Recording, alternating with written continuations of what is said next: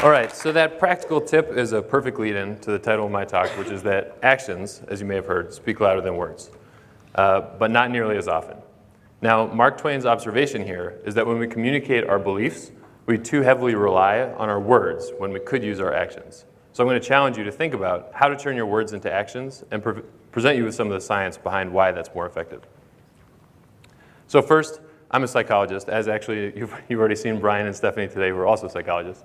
And when I say that, and when we say that, people often think, we sit in a comfy chair and do therapy, but the three of us are not that kind of psychologists. We're behavioral scientists. And so what we all do is study human social behavior. And what I do in particular is think about how people think about contributing to the greater good. So here's a roadmap for my talk today. I'm going to start with the premise that innovators of cooperation are heroes, and I'll explain what I mean by those terms. And then I'll present to you a problem, that convincing other people to cooperate is hard, especially when cooperation is unpopular or rare. And finally, I'll give you some evidence for a solution to turn your words into actions. So let's start at the beginning. Now, you probably have an idea of what cooperation means, right? It's people working together. Well, we have a very specific scientific definition for this, which is that an individual pays a cost to give another a benefit. And the individual here doesn't need to be pandas or even people. It could be cells in our body or countries in the world. And it turns out that cooperation is crucially important for social organization on any level of analysis.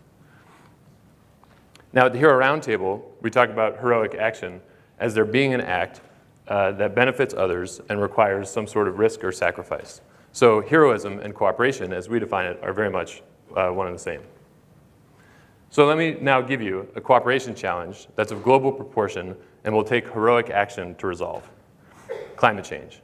So here you're looking at global average temperature last year and 50 years ago compared to global average temperature from 1950 to 1980. Now, I don't know if you can see the bottom of the graph, but as you may have heard, the world is heating up. The last few years have been among the hottest on record, and red equals hot. So why is this a cooperation problem? It's going to take all of us changing the way that we live, sometimes in small ways, sometimes in big ways, in ways that are costly to us, but good for everyone. So it won't only take cooperation, it will also take new ideas and innovations. Now, the sociologists who study innovation often think about it in terms of how technology spreads. So we can think about a selfie stick as an example. And they tend to group people into 5 bins based on when they adopt a new technology. And we can walk backwards through time to understand what these groups of people are. So the last people to adopt a new technology, laggards, are people like your grandparents.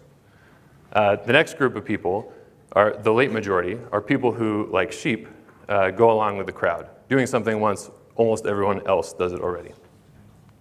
The next group are the early majority. These are sophisticated consumers. They might read Wired magazine. I don't know if you can see it. And they keep up with the latest trends. The next group are the early adopters.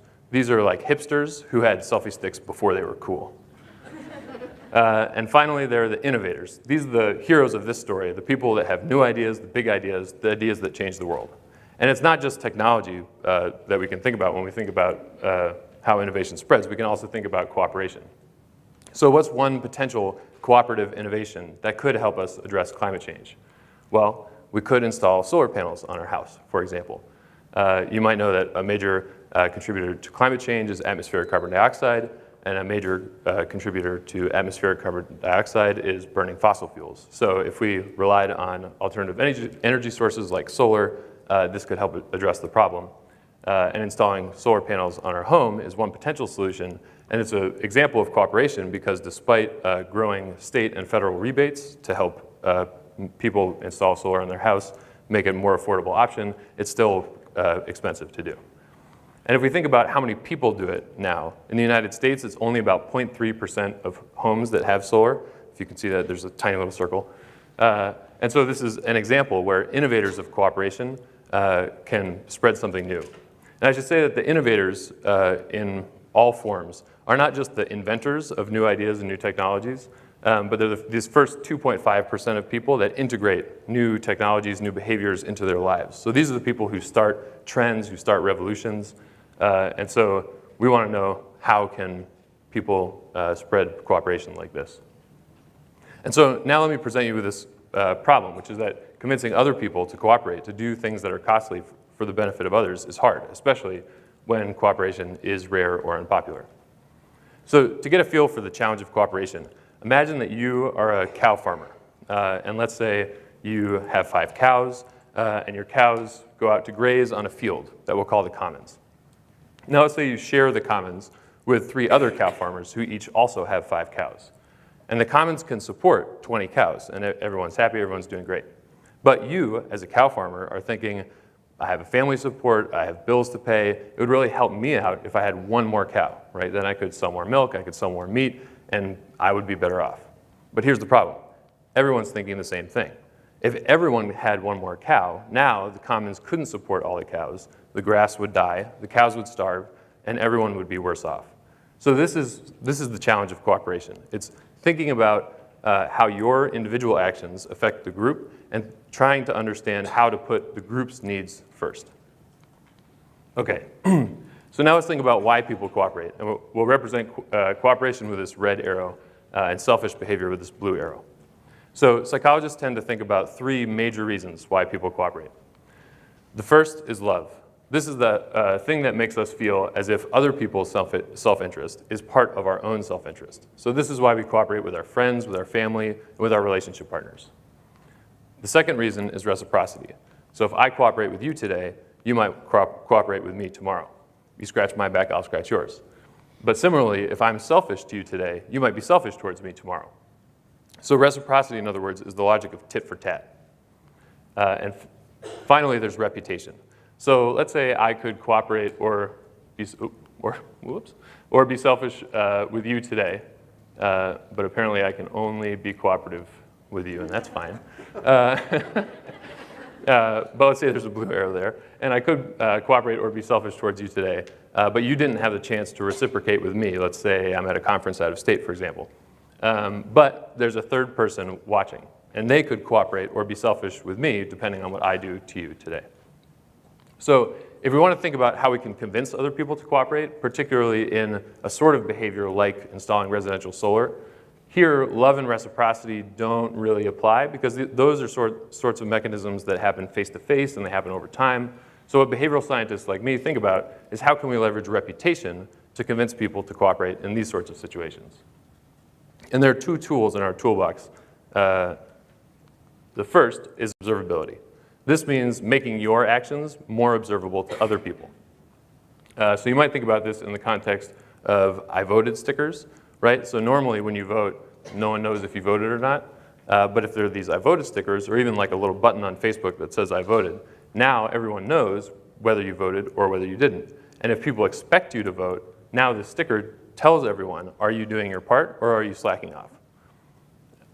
And so if you want to, make everyone think that you are a good person, then you want to have an I voted sticker when there's an election, and you don't want to not have an I voted sticker. And so the second tool is social norm information. And what this is information about what everyone else does. So you might think about this in terms of if you're staying at a hotel, there might be a door hanger that says, please reuse your towels.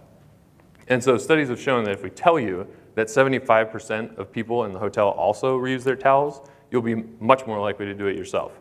And again, the mechanism is the same. If you have an idea about what the expectations are in the group, then you want to do the thing that everyone expects you to do, right? Because you want to be seen as a good person, you want to see yourself as a good person. Okay, so, but here's the problem with reputational levers. If it relies on everyone having expectation that you should do the behavior, then it's only going to work on this late group, right? Everyone has to sort of already do it or have an expectation that you should before it's going to convince other people to do it.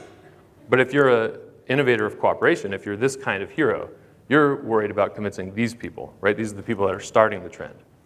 So what can we do in this situation? Now I'll give you evidence for one solution, which is to turn your words into actions. Okay, so we sort of all know that actions speak louder than words. But as a scientist, it's my job to test that scientifically. And so the way that I'll do this in the context of residential solar panel adoption is using a field study. This was a community organization campaign called Solarize Connecticut. It was run in 58 towns in Connecticut, which is a third of the towns in the state. representing 1.4 million people between 2012 and 2015. And a key part of this campaign is this little mascot guy. He's the solar ambassador. These are like the community organizers, the people in the town that go out and say, residential solar is a good idea. It'll pay itself off after 20 years, so even though it's costly, it's okay. These are the people that get out and try to convince people to do this behavior.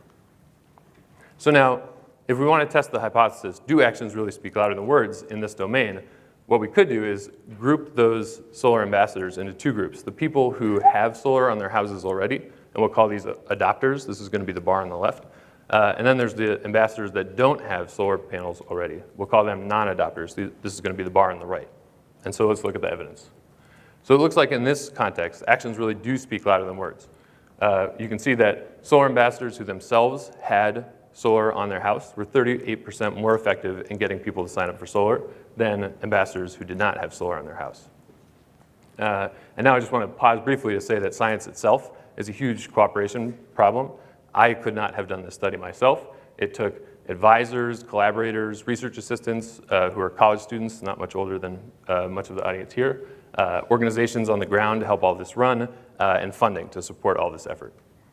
But now, if we want to maximize our impact and also understand why actions speak louder than words, we did some more studies, which I won't go into the details of, but instead, true to the title of the talk, I will show you why this works using mushrooms. And so I have two bags of mushrooms. One of them is poisonous, and one of them is not. So if I were to tell you that the mushroom in my left hand were not poisonous, how many, by show of hands, would be willing to come up after the talk and try this mushroom? Okay, a few brave souls. Okay. Okay, now watch carefully because this part's important.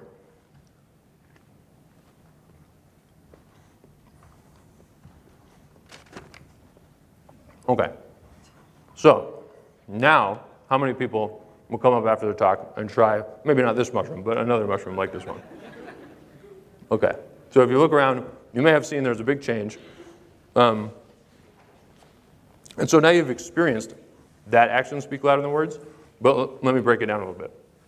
So when I told you that the mushroom in my left hand was not poisonous, maybe you believe me, right? I'm speaking at the Hero Roundtable, I might have something to say. But maybe you thought, I don't know if this guy knows what he's talking about, and isn't he a psychologist? What does he know about mushrooms? Or you might have thought, I bet he's trying to poison me.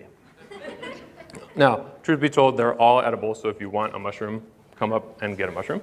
But when you saw me eat the mushroom in my left hand, now you knew that unless I was trying to poison myself, which would be weird, then I really did believe that the mushroom in my left hand was not poisonous. And so what does this all mean? It means that actions are a more reliable signal of our beliefs. So if we're an innovator of cooperation, and we're trying to convince people to start this revolution, to start this trend, what we want to do is convince these sophisticated consumers, these hipsters, people who are open to new ideas, but they're not going to start doing something new unless they really think that it's a good idea. And they're not going to think it's a good idea unless they think that you think that it is a good idea. So if you want to be the sort of hero who innovates cooperation in this way, turn your words into actions to convince others of what you believe. Thank you.